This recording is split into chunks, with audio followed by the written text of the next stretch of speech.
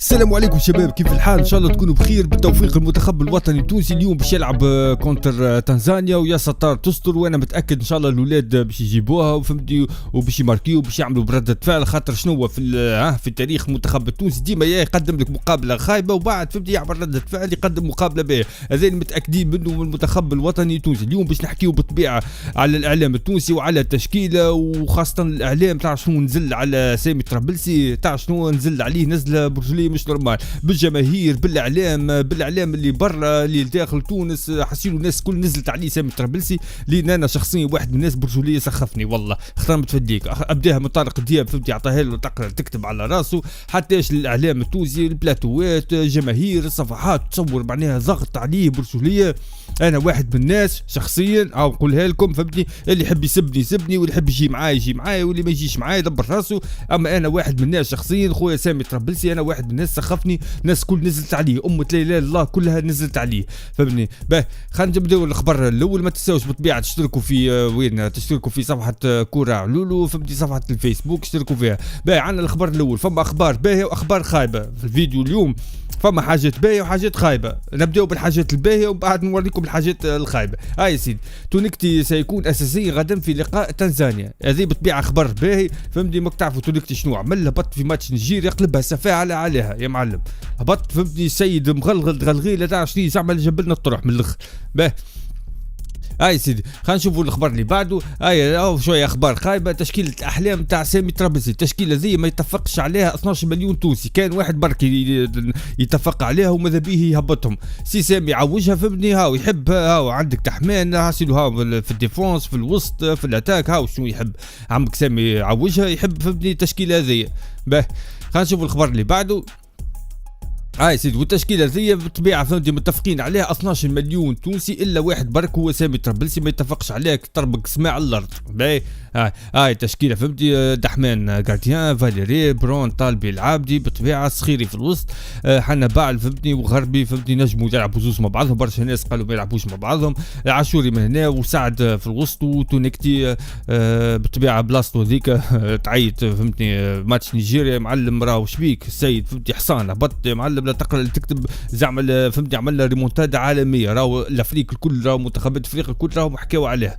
الله غالب فهمتي. سي اسمه فرجاني ساسي ما ماركاهاش بالراس، برجولي نرفزني على الاخر والله. تي حطيتها بالله، دخلتها في الشبكه وراك رتحتنا الناس كل، وراك رتحت عمك سامي فهمتني عوجها، راك رتحته فهمتني. باه خلينا نشوفوا الخبر اللي بعده. هاي سيدي، رئيس الجامعه برجوليه، انا واحد من الناس. تفرجوا ساعه باش نعطي رايي، تفرجوا ساعه. اول حاجه تفرجوا.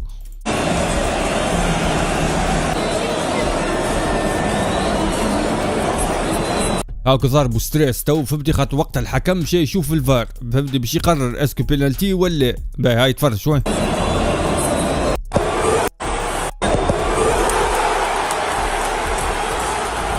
ولهنا الحكم فهمتي قرر انه بيلانتي لصالح المنتخب الوطني التونسي. بالطبيعه فهمتي رئيس الجامعه التونسيه هاك فرحان وكذا وكل شيء. خويا انا واحد من الناس، واحد من الناس، وتعليقي على الحكايه زي كانك بالرسمي انت فهمتني تحب منتخب تونسي وهاك وقارح وكذا وكل شيء. خويا هون قبل الكوب دي موند، هون جيب لنا خويا اونترونور، جيب لنا الفرنساوي رونار. هاي برجوليه كان تعمل هكا وكذا واكسيتي على الاخر وفرحان وتضرب البوني على المنتخب التونسي وكذا. يا خويا هون جيب لنا رونار هذاك الفرنساوي، المدرب الفرنساوي. تو وقتها تشوف المنتخب الوطني التونسي قداش يدخل لك فلوس. هون باش فهمتي اعطيه باش يعطيك كاو.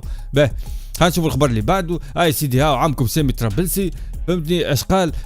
خايف من نيجيريا. هو شو اسمه الصحفي يسال فيه، قالوا شبيك هبط خايف من نيجيريا؟ انا خايف من نيجيريا يا اخي؟ تحبوني نقول الملاعبيه اعطيو طريحه لنيجيريا؟ تو هذا تو صحيح بتاع واحد في الاخر، راهو نعطيكم انا بالاخر بتاع واحد من غر. شو راني ما نفهمش في التحليل تاع الكوره وكذا، وصحيح ما نفهمش، اما كيفاش نفهم في الصحافه وكل الاسئله وكل الاعلام وكل الخبث نتاع الاعلام وكل الاجابات وكل الاستفزاز نتاع الاعلاميين وكذا كل نفهم فيه. من الاخر سامي طرابلسي نغر هاي في الندوه الصحفيه نغر صاي ملقاه بها وين فهمتي كثر عليه الضغط. وانا ننصحه برجوليه ما عادش تتفرج وما عادش تسمع حتى واحد. هاو نعطيك انا من الاخر بعد ما تكمل كوب دافريك فهمتي اسمع وتفرج وكذا. ولكن نصيحه مني ليك تو هو مدربنا وهو مدرب المنتخب التونسي لازم كلنا نقفوا وراه نشجعوه كاهو ما عندنا حتى حل اخر فهمني. ابرمو نزلوا عليه على الاخر قوى عليه الضرب قوى عليه الضرب من الجوارات وقوى عليه الضرب من الصحافه فهمتني. قال تحبوا نعطي تريحه لنيجيريا معناها صاي معناها واحد انسان خرج من مخه وخرج من عقله وخرج من الطرح فهمتي ونغر. هاو نعطيكم من الاخر. خلينا نشوف الخبر اللي بعده. هاي سيدي عمك طارق ذياب فهمتني. والله لما حال الفيديو هذه معموله بالذكاء الاصطناعي باش يكونوا واضحين فهمتني. طارق ذياب هاو يضرب في راس شو اسمه. هاي تفرج وين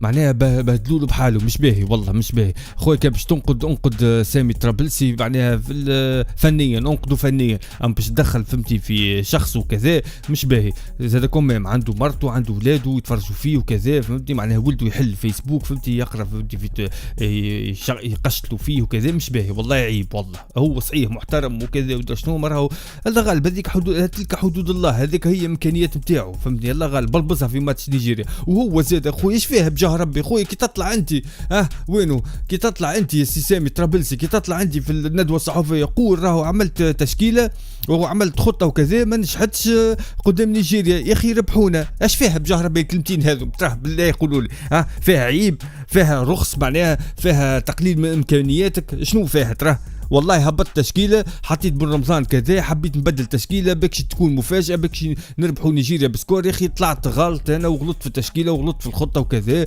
ولا غالب وهذاك هو اللي صار. هاي تراه بجهرب تو كان قال كلمتين هذوما بجهرب باش تصير هالخنار هذا الكل ما تصير حتى شيء. ايش فيه صدقوني يا جماعه يا اللي يتفرجوا فيا والله ساعات كي تغلط غلطه كنا غلطنا صحيح ولا يا اللي انت تسمع فيا تو عمركش غلطت بالطبيعه راك غلط. راهو كي تطلب السماح ولا تستعرف غلطك راهو شبيك راهو تبعد عليك برشا بلوات. راهو واحد كي يبدا قدام المحكمه هكا باش يتحاكم عليه وقدام القاضي وكذا وقت اللي المتهم يعترف مثلا وكذا ويقول قدام القاضي نعترف وانا اسف وغلطت وكذا ودرا شنو صدقوني القاضي يحاول الماكسيموم تاعو باش يعطي اقل عقوبات على خاطر استعرف.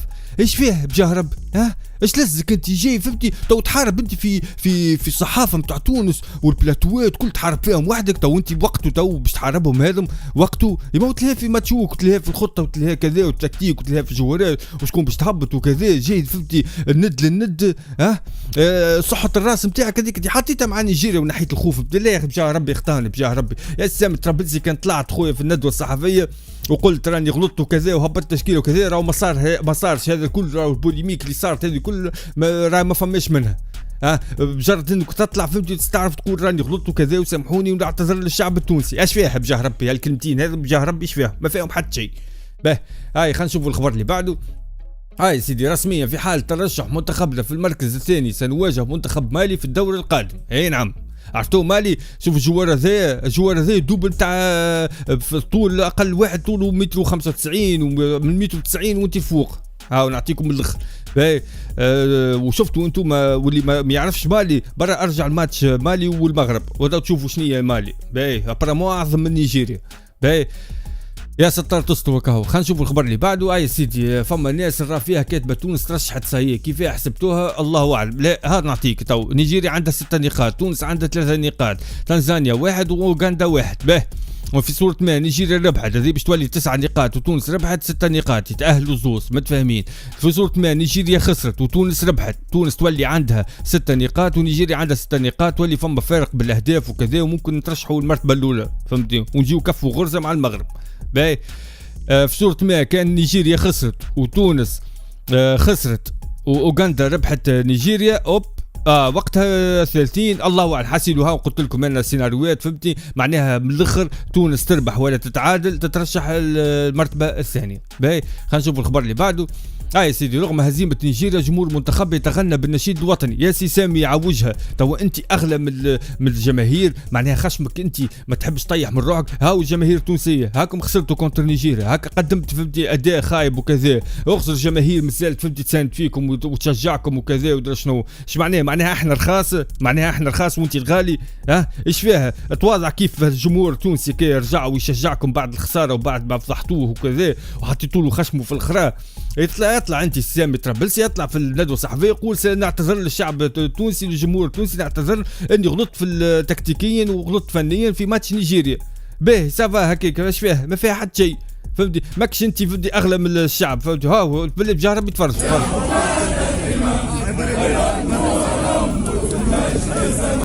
باقي الجمهور وراكم عيب والله عيب والله. ان شاء الله جوارات يحطوا في مخاخهم اللي فما شعب وراهم فهمتني ويتبعوا فيهم وقاعدين في البرد البرة ويستنوا فيكم في قدام الاوتيل باش يعملوا لكم دخله وكذا. عيب والله عيب. وتحيه خاصه برجلي علي العابدي هو اللي لم الجروب هذه الكل وقال لهم يجاو تصوروا ويجاو يقفوا مع الجمهور. باه هاي سيدي خلينا نشوفوا الخبر اللي بعده. تونس تواجه المنتخب المالي في الدور القادم في صورة ترشح كثاني مجموعة. باه الاخبار اللي بعده ايوه اللاعب الذي ينقص المنتخب الوطني في كاس افريقيا عيسى العيدوني ترك مكانا رهيبا. تعرفوا انتم عيسى العيدوني صحيح مستواه نتاعو تراجع على قبل ملي بدل مشى يلعب في الخليج وكذا تراجع ومتفاهمين فيها هذه الكل الحكايه هذه الكل متفاهمين فيها. اما فما حاجه برك انتم ما تعرفوهاش انه عيسى العيدوني راهو ينجم يفرع كل جماعه الافريق. اي نعم اي امور تلاطيخ وبونيا وضرب وخنيفري وكذا. خو اسمع عيسى العيدوني نورمال عادي فهمتني ينجم يقاومهم جماعه هذوما الافريق فهمتي والطوال والقامه وكذا وكل كتف لكتف والند للند وواحد يجيب باش يدز مثلا العيدوني يدز هو يطير هو عيدوني يقعد ثابت. شكون واضحين عنده فهمتي قوه بدنيه. تحكي لي حتى حكايه هذاك هو اللي ناقصنا فهمتني. وابارامون صار ترافيك مع الطبيب هنا جايين الحكايه هذوم.